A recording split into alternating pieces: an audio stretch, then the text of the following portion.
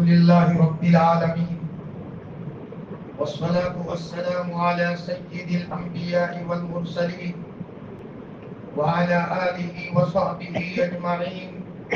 أما بعد فأعوذ بالله من الشيطان الرجيم. بسم الله الرحمن الرحيم.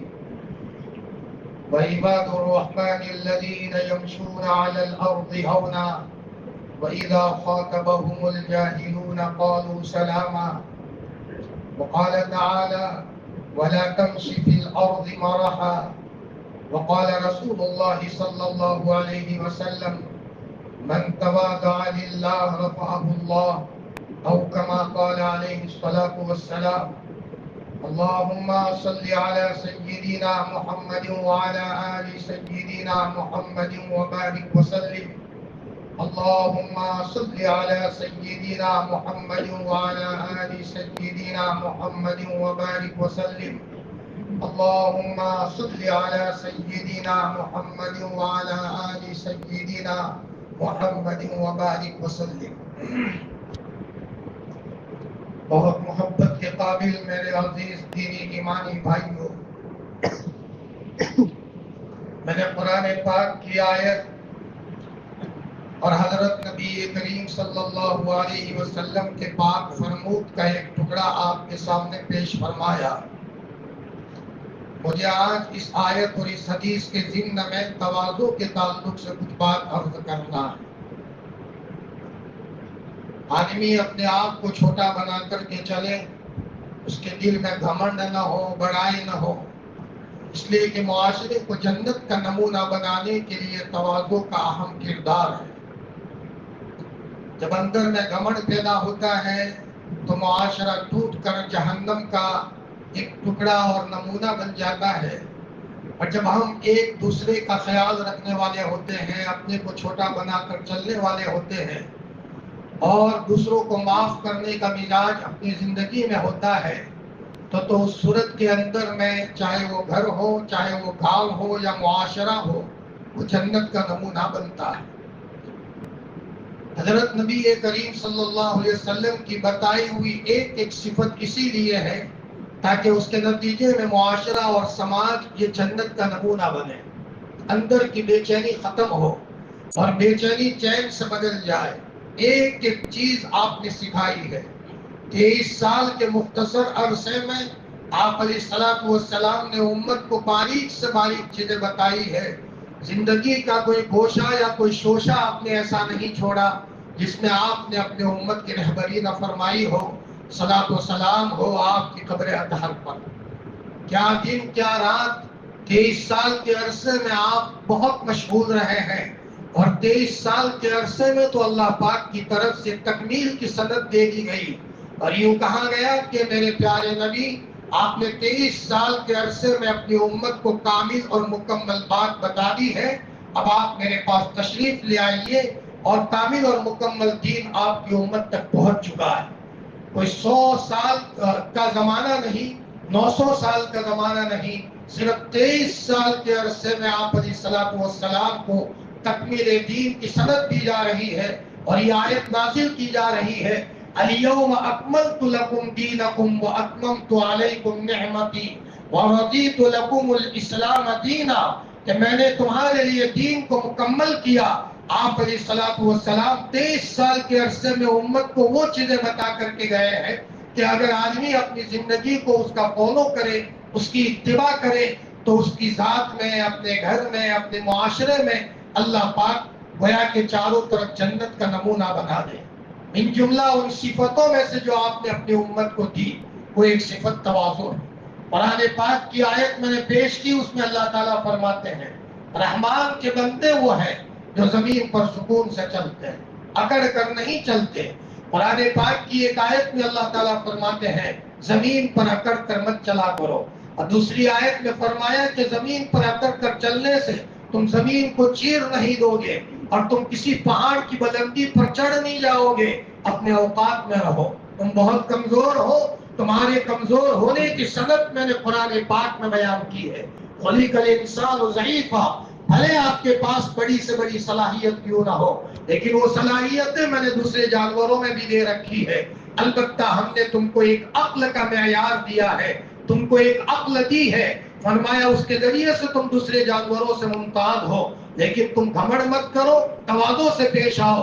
اور میرے نبی کو دیکھو کیسا صفات کا بھرا ہوا تھا، لیکن میرے نبی کے صفات میں تواضع کس درجے کی تھی۔ آپ کے لیے نمونہ میرے لاڈلے نبی کی ذات ہے، لقد کان لکم فی رسول اللہ اسوۃ حسنہ، تمہارے لیے رسول اللہ صلی اللہ علیہ وسلم کی ذات میں بہترین نمونہ ہے، آپ متواضع تھے۔ قرآن پاک کی آیت میں اللہ فرماتے ہیں وَعِبَادُ الرَّحْمَنِ الَّذِينَ يَمْشُونَ عَلَى الْأَرْضِ حَوْنًا، رحمان کے بندے وہ ہیں جو زمین پر سکون سے چلتے ہیں، اکڑ کر نہیں چلتے، ان کے زبان میں گھمنڈ نہیں ہے، ان کے دل میں گھمنڈ نہیں ہے، ان کی چال میں گھمنڈ نہیں ہے، تکبر نہیں ہے، کہ تکبر اللہ کو پسند نہیں ہے۔ اسی لیے تو حدیث پاک میں آتا ہے لا يدخل الجنة من كان في قلبه مثقال ذرة من الكبر، جس کے دل میں ذرہ برابر بھی گھمنڈ ہوگا وہ جنت میں نہیں جائے گا۔ سوال یہ پیدا ہوتا ہے کہ معمولی رائے کے دانے کے برابر بھی ایمان لے کر جانے والا اللہ پاک اس کو اس دنیا سے 10 گنا بڑی جنت عطا فرمائیں گے۔ ایک طرف تو اللہ پاک کا یہ وعدہ ہے، اور معمولی ذرے کے گھمنڈ پر اللہ تعالیٰ یہ فرماتے ہیں کہ وہ جنت میں نہیں جائے گا۔ علماء ان دونوں کو سامنے رکھتے ہوئے وضاحت کرتے ہوئے فرماتے ہیں کہ گھمنڈ کے نتیجے میں موت کے موقع پر ایمان کے سلب ہونے کا اندیشہ، ایمان ختم ہو جاتا ہے گھمنڈ کی بنیاد پر، چاہے اس کے پاس کتنی عبادتیں ہوں، کتنی ریاضتیں ہوں، اور کتنے ہی اس کے معمولات کیوں نہ ہو، لیکن اگر دل میں گھمنڈ ہے تو اس گھمنڈ کے نتیجے میں خطرہ ہے کہ موت کے موقع پر ایمان اس کے پاس سلب ہو جائے۔ کہ ایک بت پرست اور شرک کرنے والا آدمی ایک مورتی کو بڑا سمجھتا ہے اور ایک پتھر کو بڑا سمجھتا ہے، لیکن گھمنڈ کرنے والا آدمی اپنی ذات کو بڑا سمجھ رہا ہے کہ میں کچھ ہوں۔ یہ گھمنڈ اللہ کو پسند نہیں ہے۔ اللہ تعالیٰ ہم سب کو تواضع کی صفت سے مالا مال فرمائے۔ اس لیے ہمارے اکابرین بہت کوشش کرتے تھے ہمارے دل میں گھمنڈ نہ رہے، اپنے آپ کو چھوٹا بنا کر کے چلتے تھے۔ شیخ الاسلام مولانا حسین احمد مدنی نور اللہ مرقدہ، وہ جب خط لکھا کرتے تھے تو خط کے نیچے لکھتے تھے سنگ اسلاف، میں تو اسلاف کا پتھر ہوں، اور کبھی لکھا کرتے تھے سگے اسلاف، میں تو اسلاف کا کتا ہوں۔ یہ وہ آدمی ہے جن کے ذریعے سے اللہ پاک نے کتنا بڑا کام لیا۔ بانی تبلیغ مولانا الیاس صاحب رحمۃ اللہ علیہ فرمایا ان کی قدر کرتے تھے، آپس میں محبتیں تھی۔ ایک مرتبہ حضرت مدنی نور اللہ مرقدہ کو حضرت مولانا الیاس صاحب رحمۃ اللہ علیہ نے خط لکھا کہ مولانا میں سہارنپور سے دہلی جا رہا ہوں، تو واپسی میں دیوبند اتر جاؤں گا، آپ کی ملاقات کرنا چاہتا ہوں۔ تو حضرت مدنی نور اللہ مرقدہ نے مدرسے سے کچھ بچوں کو بھیجا، جاؤ بچوں وہاں ٹرین میں سے مولانا الیاس صاحب اتریں گے، ذرا ان کو لے کر مدرسے آؤ اور ہمارے یہاں مہمان خانے میں لے آؤ۔ یہاں بچے گئے، ٹرین آئی، لیکن موقع پر کوئی نہیں اترا، ٹرین رکی بھی تو بچے یہ سمجھے کہ شاید مولانا اس میں نہیں ہے، اور یہاں آ کر حضرت مدنی نور اللہ مرقدہ کو اطلاع دی کہ حضرت ٹرین میں سے تو کوئی نہیں اترا۔ فوراً حضرت مدنی نور اللہ مرقدہ دہلی سفر کرتے ہیں، حضرت مولانا الیاس صاحب رحمۃ اللہ علیہ کے پاس جاتے ہیں۔ فرمایا حضرت آپ نے وعدہ کیا تھا کہ میں دیوبند آ رہا ہوں اور آپ نہیں اترے، ٹرین سے کیا بات ہوئی؟ فرمایا مولانا حقیقت یہ ہے کہ میں سویا تھکا ہوا تھا تو میں ٹرین میں سو گیا، دیوبند اسٹیشن پر ٹرین رکی لیکن میں اترنے نہیں پایا۔ اس وقت حضرت مدنی نور اللہ مرقدہ نے ایک جملہ فرمایا، مولانا آپ سو گے تو دنیا سو جائے گی، آپ سو گے تو دنیا سو جائے گی، آپ کو نہیں سونا۔ اللہ اکبر، میٹھے میٹھے جملوں میں اصلاح فرما لیا کرتے تھے۔ اور یہ حضرت مدنی نور اللہ مرقدہ کا کیا حال ہے، اللہ تعالیٰ سے کتنا تعلق ہے، اور حضرت نبی کریم صلی اللہ علیہ وسلم سے کتنا تعلق ہے۔ 17 سال تک حضور کی قبر کے پاس بیٹھ کر سبق پڑھایا ہے۔ بڑے بڑے عرب علماء کے پاس سبق پڑھنے والے طلباء سبق چھوڑ کر کے حضرت مدنی کے سبق میں آتے تھے۔ ایک یا ہندوستان سے جانے والا اجمی آدمی اور ان کے سبق میں گویا کہ ایک تعلق ٹپکتا تھا، عشق تھا، سب وہاں سے اٹھ کر کے یا حضرت مدنی کی خدمت میں آ رہے ہیں۔ حضرت مدنی نور اللہ مرقدہ ایک مرتبہ یہ مسئلہ چھیڑا کہ آپ اپنے قبر میں زندہ ہے۔ کسی طالب علم نے سوال کیا، حضرت نے پھر جواب دیا، طالب علم نے پھر سوال کیا، حضرت نے پھر جواب دیا، حضرت سمجھ گئے کہ بچہ ماننے والا نہیں، حضرت نے کہا اب ذرا روحانیت کا کچھ پرتو اس کو دکھایا جائے۔ تو حضرت مدنی رحمت اللہ علیہ نے فرمایا بچوں آنکھیں بند کرو، جب آنکھیں بند کی فرمایا کھولو تو دیکھا سنگ مرمر پر حضرت نبی کریم صلی اللہ علیہ وسلم تشریف فرما۔ سارے بچے محبت کے مارے گھٹنوں کے بل بیٹھ گئے اور سب نے حضرت نبی کریم صلی اللہ علیہ وسلم کی زیارت فرمائی اور اس کے بعد آپ اپنے قبر میں تشریف لے گئے۔ حقیقت میں ایک ایک عمل کا اثر ہوتا ہے، ہم یہ سمجھتے ہیں نیتوں سے کیا ہوتا ہے یا حساب کرنے سے کیا ہوتا ہے، ہم نے اپنے اعتبار سے کچھ دل میں سوچ لیا تو کیا ہوتا ہے۔ ایک مولانا فرماتے ہیں میں بیت اللہ جا رہا تھا تو میرے بچے نے کہا ابا میں نے 1,00,000 مرتبہ درود شریف پڑھا ہے، تو حضرت نبی کریم صلی اللہ علیہ وسلم کی خدمت اقدس میں یہ درود شریف کا نذرانہ پیش کرتا۔ مولانا فرماتے ہیں بڑے نیک دل آدمی، میں حضور کے قبر اطہر کے پاس دور بیٹھ کر برابر سر جھکا کر درود شریف پڑھتا جا رہا تھا، درود شریف پڑھتا جا رہا تھا۔ 5,000 میں تھوڑا سا درود باقی تھا تو میں نے دیکھا قبر اطہر میں سے حضور تشریف لا رہے ہیں۔ مولانا فرماتے کہ میں نے دیکھا آپ آ رہے ہیں، حضرت صدیق اکبر ہے، حضرت عمر فاروق ہے، حضور نے آ کر کے میری ملاقات کی۔ فرمایا حضرت صدیق اکبر اور حضرت عمر فاروق حضور کے سامنے یوں بیٹھ گئے اور اتنے میں حضرت بلال حبشی بھی آئے۔ آپ علیہ السلام نے فرمایا ان مولانا کو سلمان فارسی کا باب دکھائیے، سلمان فارسی کے باب کا نظارہ دکھائیے۔ مولانا کہتے ہیں میرے دل کی کیفیت الگ تھی، مجھے ایسا محسوس ہو رہا تھا کہ میں ریاض الجنہ میں نہیں ہوں، میں جنت کے باغوں میں ہوں۔ اور مولانا میں نے دیکھ لیا کہ مسلسل جو میں نے درود شریف کی کثرت کی تھی اور میں نے وہ نظام آنکھیں بند کر کے جو دیکھا ہے، اس کے بعد مجھے ایسا محسوس ہوتا ہے کہ میں جنت کے باغوں میں ٹہلتا ہوں۔ اس کے بعد میرے دل کی کیفیت کا معاملہ الگ ہے۔ میں نے کہا حضرت میرے بچے نے آپ کو 1,00,000 مرتبہ درود شریف پیش کیا ہے، اتنا کہنا تھا، بچہ اچانک سامنے آیا اور حضرت نبی کریم صلی اللہ علیہ وسلم نے اپنے سینے سے میرے بچے کو لگایا اور اپنی زبان اس بچے کی زبان سے لگائی۔ مولانا کہتے ہیں میرا دل باغ باغ ہو گیا، ادھر بچے کا درود پیش کیا جا رہا ہے اور ادھر فوراً اس کا اثر وہ مولانا دیکھ رہے ہیں کہ آپ علیہ الصلوۃ والسلام اس کا استقبال کر رہے ہیں۔ ایک ایک عمل کا اثر ہوتا ہے۔ حضرت مدنی نور اللہ مرقدہ پھر یہاں ہندوستان آنے کے بعد ایک مرتبہ وہاں حرم مدنی میں تشریف لے جاتے ہیں، کہاں جہاں بار بار درود پڑا تھا اور وہاں قبر والے سے عاشقانہ تعلق تھا۔ 17 سال تک گویا کہ وہاں بیٹھ کر سبق پڑھایا تھا۔ جا کر کے کہا الصلاۃ والسلام علیک یا رسول اللہ، یہ صلاۃ و سلام پڑھا جا رہا ہے اور اتنے میں اندر سے جواب آیا وعلیکم السلام یا ولدی، میرے پیارے بیٹے آپ پر بھی سلام۔ ادھر سلام کہا جا رہا ہے اور ادھر حضور کی طرف سے بھی سلام کا جواب یا ولدی کہہ کر کے دیا جا رہا ہے۔ ایک ایک عمل کا اثر ہوتا ہے۔ یہ حضرت مدنی نور اللہ مرقدہ ایک مرتبہ یہاں تھانہ بھون جا رہے ہیں، اچانک ٹرین رکی اور آنکھ کھلی، ان کو پتا نہیں تھا، جلدی جلدی میں اترے تو ٹوپی رہ گئی، تو یہاں تھانہ بھون میں آئے تو ٹوپی نہیں ہے۔ حضرت تھانوی نور اللہ مرقدہ نے کہا مولانا ٹوپی کہاں رہ گئی؟ فرمایا حضرت ٹرین میں رہ گئی ہے، جلدی جلدی میں اتر آیا۔ تو حضرت تھانوی نے کسی بچے کو کہا گھر والوں کو جا کر کے کہو کہ مولانا کے لیے ٹوپی بنا کر کے دے دو، تو پولیسٹر کپڑے کی ٹوپی بنا کر حضرت تھانوی کے گھر والوں نے دی۔ حضرت مدنی نور اللہ مرقدہ نے محبت سے ٹوپی کو لیا، حضرت آپ کا ہدیہ ہے، رد کیا کروں، لیکن میرا ایک مزاج ہے میں کتان کا کپڑا استعمال کرتا ہوں، کاٹن کا کپڑا استعمال کرتا ہوں یا ہندوستان میں بنا ہوا۔ حضرت تھانوی نے فرمایا معاف کیجئے گا، فوراً بچے کو کہا کہ دوسرا کتان کے کپڑے کی ٹوپی بنا کر کے لائیے۔ حضرت تھانوی نور اللہ مرقدہ نے حضرت مدنی نور اللہ مرقدہ کو یہ ٹوپی پیش کی۔ ایک مرتبہ رات کو گئے، وہاں دروازہ نہیں کھٹکھٹایا بلکہ بیچ میں ایک چبوترا بنا ہوا تھا، وہاں حضرت مدنی نور اللہ مرقدہ وہی چبوترے پر سو گئے اور پوری رات وہاں سوئے رہے۔ حضرت تھانوی کو نہیں اٹھایا۔ اچانک صبح تہجد کے موقع پر حضرت تھانوی آ رہے ہیں تو دیکھا یہاں چوترے پر چبوترے پر کوئی سویا ہوا ہے۔ حضرت نے پوچھا کون؟ اچانک حضرت مدنی کی آنکھ کھل گئی، فرمایا حضرت میں حسین احمد ہوں۔ تو حضرت تھانوی نے فرمایا مولانا آپ کے لیے تو دروازہ کھلا ہوا ہے آپ نے کیوں دروازہ نہیں کھٹکھٹایا؟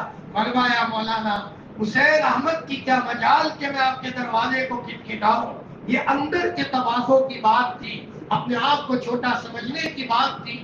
جتنا آدمی میں صفات آتے ہیں اتنا ہی آدمی اپنے آپ کو تواضع کے ساتھ چلاتا ہے۔ سب سے زیادہ متواضع میرے اور آپ کے لاڈلے نبی حضرت نبی کریم صلی اللہ علیہ وسلم تھے۔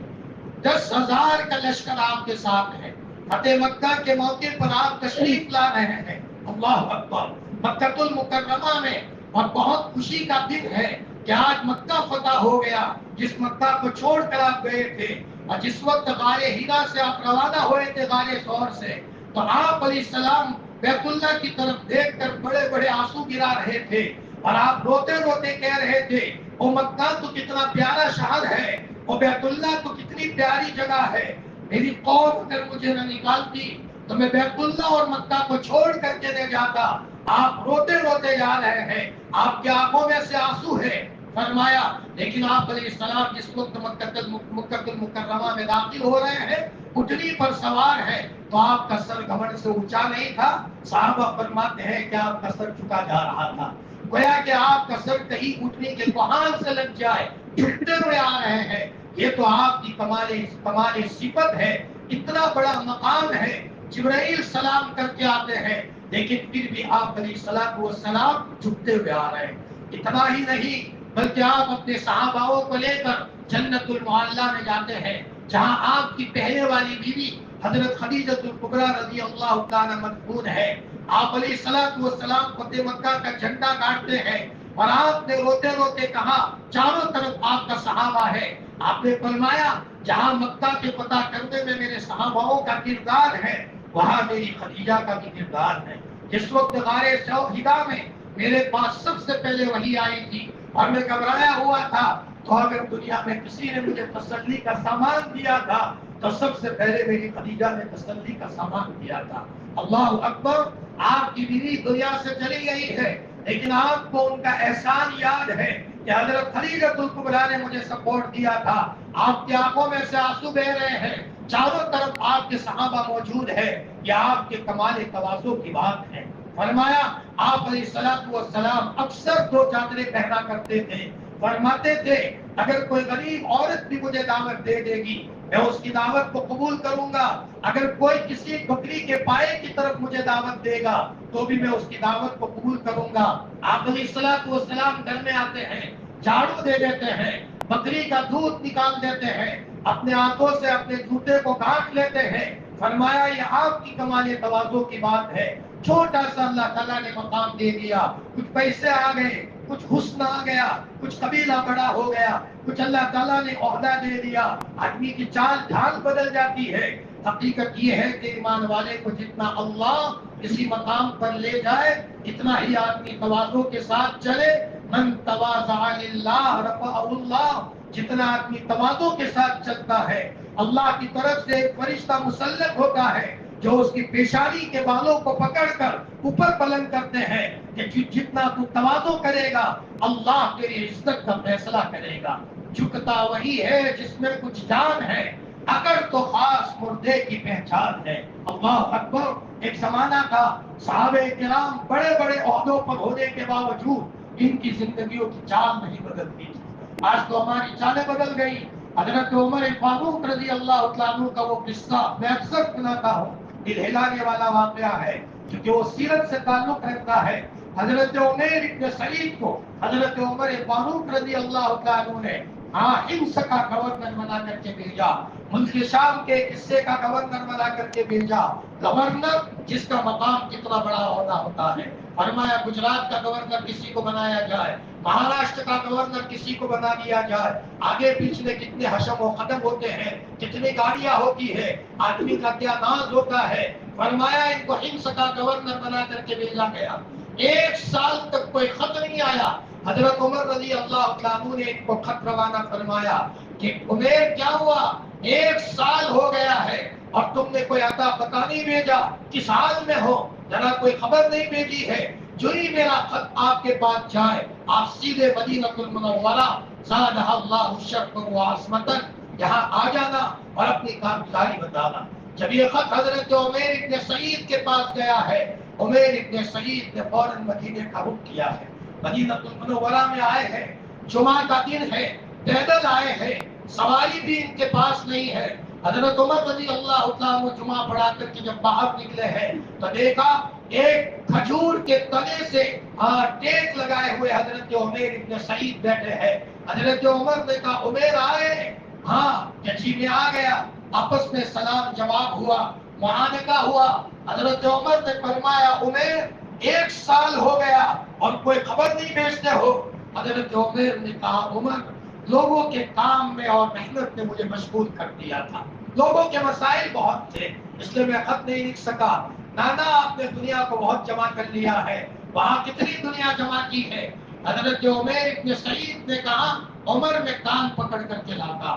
چنانچہ ایک ٹوٹا جھولا تھا، پکڑ کر کے لائے، اندر سے لوٹا نکالا، مصلا نکالا، مسواک نکالی، فرمایا اور جو ان کی چادریں وغیرہ تھی سیدھا سادہ سامان نکالا۔ حضرت عمر کی آنکھوں میں سے آنسو بہے، فرمایا یہی آپ کے پاس کل کائنات، یہی دنیا ہے جس کو میں نے جمع کیا ہے۔ حضرت عمر نے کہا عمر 1 سال کے لیے پھر سے دستاویز بناتا ہوں، آپ دوبارہ وہاں کے گورنر بن جاؤ، اور ملک ہمس کے گورنر دوبارہ بناتا ہوں۔ حضرت عمر ہچکیاں لے کر رونا شروع کیا، عمر اللہ کے واسطے مجھے معاف کر دو، تم نے مجھے وہاں کا گورنر بنا کر ظلم کیا ہے۔ فرمایا کیسے؟ کہ میں نے ایک مرتبہ ایک ذمہ کو جو مسلمان نہیں تھا میں نے ایک کوڑا مار دیا تھا، لگتا یہ ہے کہ میں نے ظلم کر دیا، حد سے زیادہ مار دیا، میں نے معافی مانگ لی ہے، لیکن میرا دل بے چین ہے، رب کائنات کو حشر کے میدان میں کیا جواب دوں گا؟ یہ کہہ کر کہ حضرت عمر نے ہچکیاں مار کر رونا شروع کیا۔ حضرت عمر کو کہا اللہ کے واسطے مجھے معاف کرو، مجھے گورنر نہیں بننا، اور فرمایا عمر مجھے جانے دو، 1 سال ہو گیا میری فیملی کی ملاقات نہیں کی ہے، فیملی میرے انتظار میں ہوگی، مجھے اجازت دیجیے۔ حضرت عمر نے کہا جاؤ، فرمایا اپنی فیملی کی ملاقات کرو۔ لیکن حضرت عمر کے دل میں شک گیا، مانو نہ مانو انہوں نے چپکے چپکے کوئی سامان بھیجا ہوگا۔ ایک صحابی حضرت حارث کو بلایا، حارث یہاں آؤ اور جا کر کے مہمان بن کر کے جاؤ، اور یہ کہنا مہمان بن کر کے آیا ہوں، حقیقت میں جاسوس بن کر کے جاؤ، اگر تمہیں پتا چلے عمیر نے اپنے گھر میں دنیا کی چیزیں جمع کی ہے اور ملک شام کی کوئی آئٹم ہے وہاں جمع ہے، کان پکڑ کر کے سیدھا عمیر کو یہاں مدینہ المنورہ میں لے آنا، اور یہ 1000 درہم بھی آپ کے پاس رکھو، اگر گھر میں حالات دیکھو تو فوراً میرا سلام کہہ کر کے 1000 درہم ان کو ہدیے میں دے دینا۔ حضرت حارث نے کہا ٹھیک ہے۔ حضرت حارث حضرت عمیر کے گھر جاتے ہیں، سلام کیا، فرمایا وعلیکم السلام، حضرت عمر خیریت میں ہے؟ فرمایا جی ہاں خیریت میں ہے، کہ مہمان بننا چاہتا ہوں۔ ٹھیک ہے، تو دیکھا تو حضرت عمر ایک دیوار سے ٹیک لگا کر کے گودڑی سی رہے تھے یا اپنا کوئی کپڑا سی رہے تھے۔ فرمایا ہاں کوئی بات نہیں، سراغوں پر ہمارے مہمان، ایک دن ان کو جو کی روٹی کھلائی، دوسرے دن جو کی روٹی کھلائی، تیسرے دن جو کی روٹی کھلائی، 3 دن پورے ہوئے تو حضرت عمیر نے کہا بھائی حارث مجھے معاف کر دیجئے، اب آگے میں تم کو مہمان نہیں بنا سکتا، اس لیے کہ ہمارے گھر میں ایک ہی روٹی جو کی پکتی ہے، ایک ٹکڑا اس میں سے کاٹ کر کے عمیر کھا لیتا ہے، اور ایک تھوڑا سا ٹکڑا بیوی کھا لیتی ہے، اور بچے تھوڑا سا ایک ٹکڑا کھا لیتے ہیں۔ فرمایا عمیر جب سے تم آئے ہو حارث، میں نے بیوی کو کہا ہے روزے سے رہو، اور میں نے بچوں کو کہا ہے بیٹا روزے سے رہو۔ حضرت عمر کے مہمان آئے ہیں، 3 دن سے بیوی بھی بھوکی ہے، اور فرمایا بچے بھی بھوکے ہیں۔ آج بیوی نے آ کر کے کہا عمیر مہمان کو روانہ کرو، میرا پیٹ میری کمر سے لگ چکا ہے، اور بچہ بھی کہہ رہا ہے ابا بھوک برداشت نہیں ہو رہی، مہمان کو روانہ کرو۔ جب یہ جملہ کہا حضرت حارث کی آنکھوں میں آنسو آ گئے، فوراً 1000 درہم نکالے اور یوں کہا کہ عمیر یہ آپ کو حضرت عمر نے بخشش دیا ہے۔ فرمایا میں پیسوں کو لے کر کیا کروں، اور میرے پاس پیسے دیکھنے کے لیے کوئی چیز نہیں ہے، کوئی برتن نہیں ہے۔ اندر میں سے پردے کے آڑ میں سے بیوی نے کہا عمیر لے لو، بچوں کے کپڑے نہیں ہے کپڑے لے آئیں گے، اور گھر میں دانا پانی بالکل نہیں ہے لے آئیں گے، اور رکھنے کے لیے میں اپنا دامن دیتی ہوں۔ اپنا دامن پھاڑ کر کے پردے کے اندر میں سے ڈالا، جب یہ آیا تو تھوڑی دیر کے لیے سکے یہ دامن میں رکھ تو دیے، لیکن حضرت عمیر نے کہا حارث ٹھہر جاؤ ابھی میں آتا ہوں، اور وہاں باہر گئے، تھوڑی دیر میں آئے تو ہاتھ میں کچھ نہیں تھا۔ حضرت حارث نے پوچھا بھائی عمیر کیا ہوا؟ فرمایا میرے محلے میں بیوائے ہے، میرے محلے میں یتیم ہے، ان یتیموں اور بیواؤں کے ہوتے ہوئے عمیر ان 1000 درہم کو لے کر گھروں میں کیا کرے گا؟ اللہ اللہ، دنیا کی محبت نے ہمارے دلوں کو گھٹا کر دیا، اور دنیا کی کثرت نے ہمارے دلوں میں اللہ کی محبت کی جگہ نہیں چھوڑی، سنت رسول اللہ کی کوئی جگہ نہیں چھوڑی، اور ہمارا دل دنیا کی محبت میں ایسا لت پت ہو چکا ہے۔ فرمایا کہ اندر میں ہمیں اللہ اور اللہ کے رسول کی سنت کی محبت کے لیے کوئی جگہ اور کوئی شوشہ اس دل میں نہیں ہے۔ فرمایا آپ علیہ الصلوۃ والسلام کی یہ صحابہ تھے، ملک کے گورنر رہے ہیں، لیکن کیا سادگی کا عالم ہے کہ ایک طرف دیوار سے ٹیک لگا کر کے اپنی بودری کو سہ رہے ہیں۔ ارے وہ عمر جن کے نام سے شیطان تھراتا تھا، اور آپ نے فرمایا عمر جس گلی سے گزر جاتا ہے اس گلی میں شیطان نہیں گزرتا، اور آپ کی حضرت عمر کا نام لیا جائے تو شیطانوں کی دنیا میں ان کا اثر ہوتا ہے۔ ایک صحابی فرماتے ہیں میں نے حضرت عمر رضی اللہ عنہ کو بیت اللہ کا طواف کرتے ہوئے دیکھا، تو حضرت عمر بیت اللہ کا طواف کر رہے ہیں تو ان کے کپڑوں پر 17 پیوند ہے، اور ایک پیوند اس پہ چمڑے کا لگا ہوا ہے۔ یہی حضرت عمر جب بیت المقدس کو فتح کرنے کے لیے حضرت ابو عبیدہ ابن جراح رضی اللہ تعالیٰ عنہ کو حضرت عمر نے روانہ فرمایا، اور ابو عبیدہ ابن جراح گئے ہیں، اور بیت المقدس کی اوپر کی منزل میں بیٹھے ہوئے یہودی پادریوں نے جب ابو عبیدہ ابن جراح کو دیکھا تو انہوں نے کہا ہماری کتاب میں جو لکھا ہوا ہے وہ آدمی وہ نقشے والا آدمی نہیں آیا، وہ آئے گا ہم اوپر سے چابی ڈال دیں گے۔ سب لوگ سمجھ گئے کہ اشارہ حضرت عمر کی طرف ہے۔ ابو عبیدہ ابن جراح نے ساتھیوں سے مشورہ کیا، کسی کو کہا جاؤ حضور حضرت عمر کو بلا کر کے لاؤ۔ وہاں سے کچھ لوگ حضرت عمر کو بلاوا دینے کے لیے مدینے پاک میں آتے ہیں۔ حضرت عمر مسجد نبوی میں ہے۔ فرمایا عمر وہاں کے لوگ شاید آپ کے انتظار میں ہے، انہوں نے یہ کہا ہے۔ حضرت عمر نے کہا ٹھیک ہے، اٹھنے لے کر روانہ ہوتے ہیں، اور ادھر مسجد اقصی بالکل نزدیک آتی ہے جہاں اس وقت حالات چل رہے ہیں۔ تو حضرت ابو عبیدہ ابن جراح حضرت عمر کے استقبال کے لیے آتے ہیں کہ حضرت عمر اب بیت المقدس سے قریب جا رہے ہیں۔ تو ابو عبیدہ ابن جراح نے کہا عمر بڑے بڑے پادری لوگ وہاں موجود ہیں، ایسا کیجیے اٹھنی سے اتر جائیے اور یہ گھوڑے پر سواری کر لیجیے، یہ سادہ لباس چھوڑ دیجیے اور یہ اچھا لباس لائے وہ اچھا لباس زیب تن کر دیجیے، بڑے بڑے پادری کا سامنا ہے آپ کا۔ تو حضرت عمر نے پہلے تو نہیں مانا، اصرار پر پہن لیا۔ تھوڑی سی دیر ہوئی، فرمایا ابو عبیدہ میرا پیون والا کپڑا لے آؤ، عمر کا دل بدل رہا ہے۔ فرمایا وہ اٹھنی لے آؤ، مجھے گھوڑے سے اتار دو، عمر کا دل بدل رہا ہے، میرا دل بیمار نہیں ہونا چاہیے۔ حضرت عمر رضی اللہ عنہ اس پر سوار ہوتے ہیں، غلام آپ کے ساتھ ہے۔ کچھ دیر تک حضرت عمر بیٹھتے تھے، غلام نیچے چلتا تھا، پھر غلام اوپر بیٹھتا تھا، حضرت عمر نیچے چلتے ہیں، منزلیں طے ہوتی تھی۔ اب یہاں بیت المقدس بالکل نزدیک ہے، بیچ میں دلدل آتا ہے اور وہاں سے ہوتے ہوئے گزرنا ہے، اور وہاں اوپر غلام بیٹھا ہوا ہے، اور یہ امیر المؤمنین حضرت عمر فاروق رضی اللہ عنہ اٹھنی کی نکیل پکڑے ہوئے اور اپنی لنگی کو اونچے کیے ہوئے اور جوتے کو اٹھاتے ہوئے جا رہے ہیں۔ آپ کے کپڑوں میں پیون ہے۔ جب وہاں اس تواضع کے پیکر کو جب یہودیوں نے دیکھا تھا، وہی نقشے والا آدمی آ رہا ہے جن کا تذکرہ تورات میں کیا گیا ہے، فوراً انہوں نے چابی اوپر سے ڈال دی۔ فرمایا ایسے متواضع لوگوں سے مقابلہ کرنے کی ہمت ہم لوگوں میں نہیں ہے، ان کے ساتھ تو اوپر کا غیبی نظام ہے۔ فضائے بدر پیدا کر فرشتے تیری نصرت کو اتر سکتے ہیں قطار اندر قطار اب بھی۔ فرمایا اس تواضع کی کیفیت کو دیکھ کر اوپر سے چابی ڈال دی تھی، اور اس موقع پر حضرت عمر نے ایک جملہ کہا تھا جو تاریخی جملہ ہے۔ فرمایا حضرت عمر نے فرمایا نحن كنا اذل الناس، ہم لوگوں میں سب سے زیادہ ذلیل تھے، اعزنا اللہ بالاسلام، ہم کو اللہ نے اسلام کے ذریعے سے عزت دی، کپڑوں وپڑوں سے عزت نہیں ہے۔ لو اعزنا اللہ بالاسلام لو نطلب العزت بغیر ما اعزنا اللہ اذلنا اللہ، اگر ہم ان کے علاوہ کے ذریعے سے عزت طلب کریں گے اللہ ہمیں ذلیل کر کے رکھ دے گا۔ اللہ اکبر، اللہ ہم سب کو متواضع بنا دے۔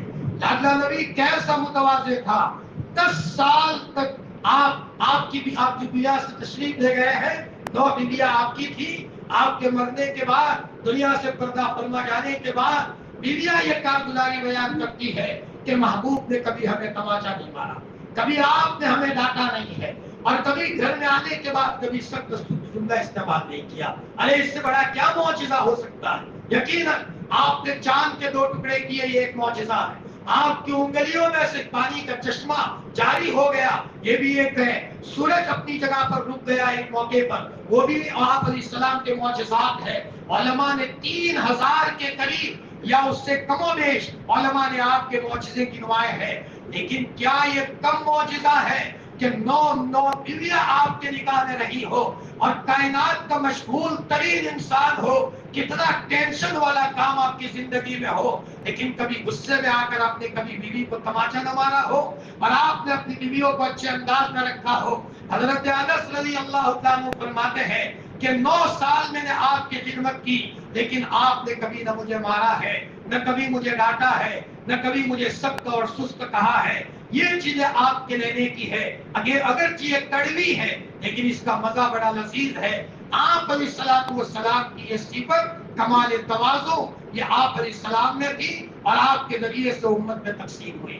علماء دیوبند، اللہ پاک نے ان کو بڑا مقام دیا تھا۔ دیوبندی مسلک سے تعلق رکھنے والے فرمایا علماء دیوبند کے بارے میں مولانا علی رضا صاحب نور اللہ مرکزہ فرمایا کرتے تھے، یہ سنت نبوی کے متلاشی قوم ہوا کرتی ہے۔ حضور کی ایک ایک سنت کو تلاش کر کے اوپر چلنے والی قوم ہوتی ہے۔ فرمایا علماء دیوبند میں بھی کیسے لوگ گزرے ہیں۔ میں واقعہ بیان کرتا ہوں، پہلے بھی بیان کیا ہے لیکن دوبارہ بیان کرتا ہوں تاکہ اس کے نتیجے میں ایک نیا لطف آتا ہے، ہر موقع پر ایک نیا لطف آتا ہے۔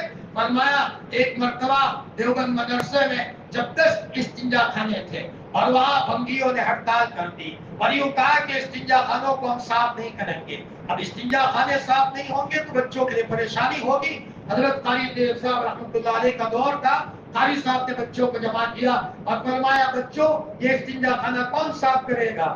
کون صاف کرے؟ بڑا مشکل مرحلہ ہے، یہ ادھر ادھر کی بات نہیں، یہ تو لیٹرین کو صاف کرنے کا مسئلہ ہے۔ کسی نے نام لکھانے کے لیے کوئی کھڑا نہیں ہوا تو پھر دیر ہو گئی مجلس میں، تو کسی نے کہا حضرت کوئی اللہ کا مخلص بندہ ہوگا وہ لیٹرین کو صاف کر دے گا، استنجا خانے کو صاف کر دے گا، مجلس کو اٹھا دیجئے اور مجلس ختم کیجئے۔ چنانچہ حضرت قاری صاحب نے مجلس کو ختم کیا۔ ایک دن ہوا استنجا خانے صاف ہے، دوسرے دن دیکھا استنجا خانے صاف ہے۔ قاری صاحب نے بچوں کو کہا بچوں لگتا یہ ہے کہ ہمارے مدرسے میں کوئی اللہ کا مخلص بنتا ہے۔ جیسے کل میں نے ایک عورت کی بات بتائی تھی جو اللہ کا گھر بنانے کے لیے مخلص تھی، تو اس کا نام فرشتے لکھ رہے ہیں مسجد کے دروازے پر کہ اس عورت نے مسجد کو بنایا۔ ایسا کوئی مخلص بنتا ہے؟ تلاش کرو وہ کون ہے۔ تو چنانچہ 2-3 بچوں کو نگرانی میں لگایا، تو بچوں نے دیکھا کہ ایک آدمی رات میں آتا ہے، چادر لپٹے ہوئے ہیں، ڈبا اٹھایا جنگل پھینکا، ڈبا اٹھایا جنگل پھینکا، 10 استنجا خانے کے ڈبے جنگل پھینکے۔ وہ ڈبے جس میں غلاظت بھری ہوئی ہے وہ ایک آدمی جنگل پھینک آتا ہے، دور سے دیکھا لیکن پہچاننے میں نہیں آیا۔ قاری صاحب نے دوسرے دن بچوں کو کہا بچوں زبردستی معلوم کرو یہ کون ہے۔ دوسرے تیسرے دن کہا، چنانچہ 9 ڈبوں تک پتہ نہیں چلا، 10واں ڈبا تھا تو بچے جمع ہو گئے اور بچوں نے کہا بھائی بتا دو تم کون ہو، جلدی سے بتاؤ تم کون ہو، یہ استنجا خانے صاف کر رہے ہو۔ تو انہوں نے بہت لجاجت اور بہت عاجزانہ انداز میں کہا بچوں مجھے معاف کر دو اور تحقیق میں مت لگو۔ لیکن بچے بچے ہوتے ہیں، کسی نے چادر کو کھینچا تو وہ ڈبا تھوڑا سا چھلکا اور چادر پر بھی گرا۔ جب وہ چادر ہٹی ہے تب پتا چلا وہ شیخ الاسلام مولانا حسین احمد مدنی نور اللہ وبرکاتہ، حضرت مولانا ارشد مدنی دامت برکاتہم کے والد ماجد حضرت شیخ الاسلام مولانا حسین احمد مدنی نور اللہ وبرکاتہ تھے۔ جب بچوں نے یہ چادر کھینچی اور بچوں کو پتا چل گیا تو حضرت شیخ نے شیخ الاسلام نے روتے روتے کہا بچوں اگر میرے پاس تم بخاری شریف پڑھتے ہو تو پاک حدیث کا واسطہ میرا نام کسی کو مت بتانا، یہ میرے اور میرے اللہ کے درمیان کا راستہ، میرے اور میرے اللہ کے درمیان کا راستہ، اور اگر تم پاکیزہ نسبتوں میں جڑے ہوئے ہو چاہے وہ نقشبندی سلسلہ ہو یا ایک چشتیہ یا قادری یا کوئی اور سلسلہ ہو، تو بچوں یہ بات کسی کو مت بتانا. پتا چلا وہ حضرت شیخ الاسلام مولانا حسین بن مدی نور اللہ مرکزہ، سید عطا اللہ شاہ بخاری نور اللہ مرکزہ فرماتے ہیں کہ میں تو حضرت مدنی کا قائل نہیں تھا، سیاسی اختلاف تھا کانگریس اور مسلم لیگ کا، لیکن میں نے دیکھا کہ ایک مرتبہ ٹرین میں سفر کر رہا ہوں اور میں سویا ہوا ہوں تو اچانک رات میں کوئی آدمی آتا ہے اور میرا پاؤں دبانا شروع کرتا ہے، تو میں نے دیکھا شیخ الاسلام مولانا حسین بن مدی نور اللہ مرکزہ ہے. تو میں نے کہا حضرت ایسا مت کیجیے، وہ سید تھے، حضرت فاطمہ رضی اللہ تعالیٰ عنہ کے خاندان سے حضرت مدنی کا بھی ایک سلسلہ. تو حضرت سید عطا اللہ شاہ بخاری رحمۃ اللہ علیہ نے فرمایا حضرت آپ مجھے شرمندہ نہ کیجیے اور آپ یہ نہ کیجیے، فرمایا مولانا خاموش رہیے، مرد مومن کا کلیجہ جس سے ٹھنڈا ہو وہ کام کرنے دیجیے، میرا کام مسلمانوں کی خدمت سے بہت خوش ہوتا ہے، میں آپ کا پاؤں دبا رہا ہوں تو میرا کلیجہ ٹھنڈا ہو رہا ہے. اللہ اکبر. یہ حضرت مدنی کو پتا تھا کہ جب تک حسین احمد اپنے آپ کو نہیں جھکائے گا وہاں تک اللہ نہیں ملے گا اور وہاں تک اللہ کی محبت نہیں ملے گی. آج تو ہم اپنے ماں باپ کے سامنے بھی جھکانے کے لیے تیار نہیں ہوتے. فرمایا خاندان کے بڑوں کے سامنے بھی ہمارا گھمنڈ اور پارا بہت اوپر چڑھ جاتا ہے. فرمایا یہاں یہ حال ہے کہ ایک آدمی دوسرے آدمی کا کتنا اکرام اور کتنا احترام کر رہا ہے اور تواضع کے ساتھ پیش آتے ہیں. شیخ الہند رحمۃ اللہ علیہ حضرت مدنی کے استاد تھے، ان کے وہاں دور دور سے مہمان آتے تھے.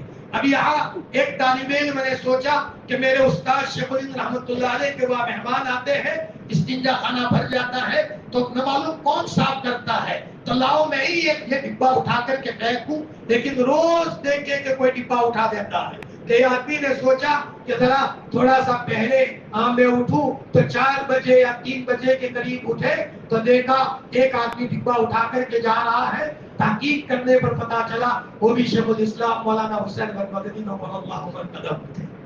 اللہ اکبر. جس کے نتیجے میں اللہ نے وہ مقام دیا، چاہے وہ ہندوستان ہو، پاکستان ہو، برما ہو، بنگلہ دیش ہو، سری لنکا ہو، سب کی دیواروں پر حضرت مدنی کا نام ہے. اور یوں کہتے کہتے دنیا سے چل بچے. ڈھونڈوں گے ہمیں ملکو ملنے کے نہیں نایاب ہے ہم، ڈھونڈوں گے ہمیں ملکو ملنے کے نہیں نایاب ہے ہم. ایک مرتبہ میں میں پڑھتا تھا تو مدنی گیٹ کے پاس آ رہا تھا تو وہاں ایک بوڑھے میاں بہت نراشا اور مایوس نظر آ رہے تھے. تو میں نے کہا چچا کوئی تکلیف ہے؟ کوئی ہو تو کہو میں آپ کی خدمت کر لوں. تو کہا بیٹا کوئی تکلیف نہیں ہے، لیکن میں میرٹھ سے ہر جمعہ کو آتا ہوں، حضرت مدنی رحمت اللہ علیہ کی قبر کے پاس آتا ہوں اور میں حضرت مدنی کی قبر کو صاف کرتا ہوں اور میں یاسین شریف پڑھتا ہوں. میں نے کہا حضرت مدنی رحمت اللہ علیہ سے کیا تعلق تھا؟ فرمایا وہ میرے شیخ تھے. فرمایا بڑے متواضع تھے. ایک آدمی نے حضرت مدنی کے جوتے اٹھا لیے تو حضرت مدنی رحمت اللہ علیہ نے اس کے جوتے اٹھائے اور اپنے سر پر رکھے. اس نے کہا حضرت یہ کیا کرتے ہو؟ عہد کرو آئندہ حسین احمد کے جوتے نہیں اٹھاؤ گے. حسین احمد بہت گویا کہ بہت نیچا آدمی ہے، بہت کم درجے کا آدمی ہے. اکابرین اپنے آپ کو کتنا چھوٹا بناتے تھے. عالم ربانی حضرت گنگوہی نور اللہ مرقدہ حضور کے عشق کا یہ عالم تھا کہ کسی نے ان کو کہا حضرت یہ کھجور مدینے پاک سے لایا ہو. ایک کھجور تھی تو حضرت گنگوہی نور اللہ مرقدہ نے جتنے بچے تھے کتنے کھجور کے ریزے کیے اور ایک ایک بچے کو وہ کھجور کا تھوڑا تھوڑا ریشہ دیا. کسی نے کہا حضرت اتنی سی کھجور سے کیا ہوتا ہے؟ فرمایا بچوں تم کیا بات کرتے ہو، کھجور کی بات تو بہت بڑی ہے. میرا تو یقین ہے کہ مدینہ پاک کی مٹی میں بھی اللہ نے شفا رکھی ہے، مدینہ پاک کی مٹی میں بھی شفا رکھی ہے. ایک مرتبہ ہمارے سامنے ہمارے وہ بھائی بیٹھے ہوئے تھے جو دیوبند کے مخالف ہوتے ہیں اور دعوت کے مخالف ہوتے ہیں، اور مجھے اس میں ایک پروگرام طے کیا گیا تھا. جب پروگرام طے کر کے نکلا تو لوگ کہنے لگے یہ تو ہمارے مولانا ہے. میں نے کہا میں پکا دیوبندی ہوں اور دعوت کی پکا خیال آدمی ہوں، لیکن میں اس لیے بات کر رہا ہوں تاکہ آپ کو پتا چلے علماء دیوبند میں جو عشق بھرا ہوا ہوتا ہے حضرت محمد رسول اللہ صلی اللہ علیہ وسلم کا. فرمایا وہاں صرف بوسہ دینے کی بات نہیں ہوتی ہے، وہاں حقیقت کے موقع پر ان کی زندگی کا یہ عالم ہوتا ہے. میں نے حضرت شیخ کا واقعہ سنایا کہ شیخ الحدیث مولانا زکریا صاحب نور اللہ مرقدہ کو لوگ کتاب تو پڑھتے ہیں لیکن حضرت شیخ کو نہیں جانا. فرمایا وہ حال تھا شاید کوئی رات ایسی ایسی ہو جس میں حضرت نبی کریم صلی اللہ علیہ وسلم خواب میں نہ آتے ہو. فرمایا اور ملک الموت سے بھی ان کا عجیب و غریب قسم کا تعلق تھا. یہ وہ علماء دیوبند تھے اور حضور نے فرمایا تھا کہ آپ کی وفات مدینہ پاک میں ہوگی اور جنت البقیع میں آپ کی تدفین ہوگی. فرمایا یہ عشق کا معاملہ ہوتا ہے. تو حضرت گنگوئی نور اللہ مرقدہ یہ حال تھا. حضرت ایک مرتبہ بچوں کو سبق پڑھا رہے ہیں اور اتنے میں بارش شروع ہو گئی. سب بچے بھاگ گئے تو حضرت گنگوئی رحمت اللہ علیہ سب بچوں کے جوتے اپنے دامن میں لے کر کے گئے اور روتے روتے کہا بچوں میں آپ کی خدمت اس لیے کرتا ہوں تاکہ تم جنت میں جاؤ تو رشید احمد کو مت بھولنا. اور دیکھو بیٹا بچوں نے کہا حضرت اگر تم جنت میں جاؤ اکیلے مت جانا ہمیں بھی لے چلنا. تو حضرت گنگوئی نے فرمایا انشاءاللہ اکیلا نہیں جاؤں گا. کبھی کبھی بزرگوں کے آپس میں یہ معاہدے ہوتے ہیں. حضرت شیخ رحمت اللہ علیہ جنہوں نے فضائل اعمال لکھی حضرت مدنی رحمت اللہ علیہ ان کا بڑا خیال رکھتے تھے کہ مولانا یحییٰ صاحب کے بیٹے ہیں. تو ایک مرتبہ حضرت شیخ نے کہا مولانا جنت میں جاؤ تو اکیلے نہیں جاؤ گے زکریا کو بھی ساتھ لے جاؤ گے.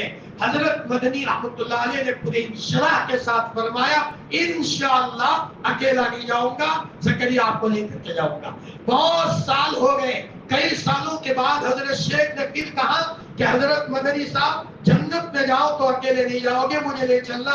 مولوی زکریا وہ وعدہ پہلے کر چکا ہوں انشاءاللہ نہیں جاؤں گا. وہ میرٹھ کے صاحب نے مجھے کہا کہ مولانا میں ہر جمعہ کو میرٹھ سے آتا ہوں حضرت مدنی کی قبر کے اوپر صفائی کرتا ہوں اور یاسین شریف پڑھتا ہوں. فرمایا انتقال کا وقت قریب آیا سب کو باہر نکالا حضرت مدنی رحمت اللہ علیہ نے اور پھر مجھے کہا بیٹا میرے اوپر 80 روپے کا قرض ہے. 80 روپے کا قرض ہے. موت کے موقع پر آدمی کو قرض کا ٹینشن ہوتا ہے. حضرت عمر رضی اللہ عنہ کو جب خنجر مارا گیا ابو لولو نے خنجر مارا اور سب کھانا نکل جاتا تھا دودھ بھی نکل جاتا تھا. اس کے بعد 3 دن زندہ رہے. اپنے بڑے بیٹے عبداللہ ابن عمر کو بلایا بیٹا اب تمہارا باپ دنیا میں نہیں رہے گا. بیٹا میں جانے والا ہوں دنیا سے. دیکھ بیٹا میرے اوپر قرض ہے اور بہت قرض ہے اور میں نے لوگوں کی محبت میں قرض کیا. میرے مرنے کے بعد سب بچے جمع ہو جانا اور دیکھو بیٹا میرا قرض اگر ادا ہو جائے تم سے تو قرض چکا دینا اور اگر تم سے قرض پورا نہ ہو سکے تو میرے خاندان سے کہنا بنو عدی سے کہنا وہ میرا خاندان چکا دے. اور بیٹا اگر میرا خاندان بھی نہ چکائے تو رعیت کے سامنے بھیک مانگنا کہ عمر کا اتنا قرض تھا اور عمر نے یہ بھیک مانگی ہے کہ عمر کا قرض چکا دیا جائے. لیکن حضرت عمر کے انتقال کے بعد بیٹوں نے ہی سارا قرض چکا دیا. اتنی پوزیشن تھی. یہ حضرت عمر کے دنیا سے جانے کا وقت قریب ہے. شاید کوئی ایک آنکھ ایسی ہو جو رو نہ رہی ہو اور آپ کا سر اپنے بیٹے عبداللہ ابن عمر کے گود میں ہے. حضرت عمر نے کہا ارے بیٹا تیرے باپ کا سر زمین پر رکھ. تیرے باپ کا سر زمین پر رکھ. زمین کا مطلب پکا فرش نہیں تھا مٹی تھی. فرمایا عبداللہ ابن عمر کی ہمت نہیں ہوئی میرے ایسے نورانی باپ کا سر میں زمین پر رکھوں. حضور نے جن کے بارے میں جنت کی بشارت دی ہے بیٹے نے ہمت نہیں کی تو پھر دوبارہ کہا عبداللہ تیرے باپ کا سر زمین پر رکھ میں اپنا سر مٹی میں رگڑوں اوپر والے کو رحم آ جائے اور میرے لیے مغفرت کا سامان ہو. جب نہیں رکھا تو کہا تجھ پر تیری ماں روئے. تو پھر عبداللہ ابن عمر نے حضرت عمر کا سر رکھا. پھر فرمایا عبداللہ جاؤ مدینے میں تیرے باپ کے مرنے پر لوگ خوش تو نہیں ہے کہ ظالم دنیا سے جا رہا ہے یا میرے مرنے پر لوگ ناراض اور غمگین ہیں. حضرت عبداللہ ابن عمر آئے اور کہا ابا اتنی فکر مت کرو کوئی آنکھ ایسی نہیں ہے جو بہ نہ رہی ہو سب آپ کے گھر میں رو رہے ہیں. پھر حضرت عمر نے کہا بیٹا عبداللہ اب میں دنیا سے جا رہا ہوں. اماں کو جا کر کے کہو حضرت عائشہ کو کہ میرے ابا نے آپ سے بھیک مانگی ہے اگر اجازت ہو تو میں حضور کے پڑوس میں آ کر کے سو جاؤں بڑی پیاری جگہ پر سونے کا میرے لیے نصیب ہو جائے. حضرت عبداللہ ابن عمر نے دروازہ کھٹکھٹایا. اماں عائشہ نے پوچھا کون کہ اماں میں عبداللہ ہوں. ہاں ہاں بیٹا آؤ. ابا کا کیا حال ہے کہ ابا کی پوزیشن سیریس ہے اور اب دنیا میں شاید نہ رہے ایسی پوزیشن ہے. کہا مجھے بھی بہت غم ہے کہ عمر دنیا سے چلے جائیں گے. فرمایا ابا نے کہا ہے کہ آپ اجازت دو تو ابا کو حضور کے پڑوس میں سلا دیا جائے. حضور کے پڑوس میں حضرت عائشہ نے فرمایا عبداللہ یہ جگہ تو میں نے میرے ہی رکھی تھی میرے محبوب کے پڑوس میں میں سو جاؤں حضور کے پڑوس میں. لیکن حضرت عمر نے درخواست رکھی ہے میں منع نہیں کرتی.